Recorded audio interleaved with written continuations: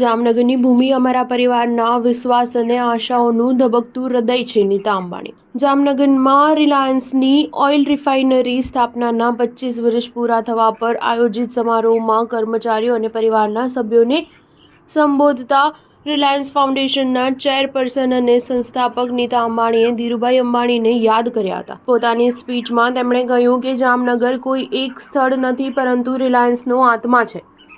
નીતા અંબાણીએ આ દરમિયાન કોકિલાબેનનો પણ ઉલ્લેખ કર્યો અને કહ્યું કે જામનગર તેમની જન્મભૂમિ રહી છે. તેમના આશીર્વાદના કારણે જ આ બધું સાકાર થયું છે.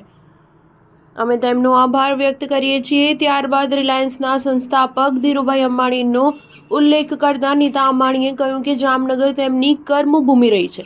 ધીરુભાઈના જન્મદિવસ વિશે વાત કરતા નીતા અંબાણીએ કહ્યું કે તેમના આશીર્વાદ હંમેશા આપણા પર બની રહેશે. નીતા અંબાણીએ તેમના પતિ અને રિલાયન્સના માલિક મુકેશ અંબાણીનો ઉલ્લેખ કરતા કહ્યું કે જામનગર તેમના માટે હંમેશા શ્રદ્ધાભૂમિ રહી છે, જેને તેઓ હંમેશા માનતા આપતા રહ્યા છે.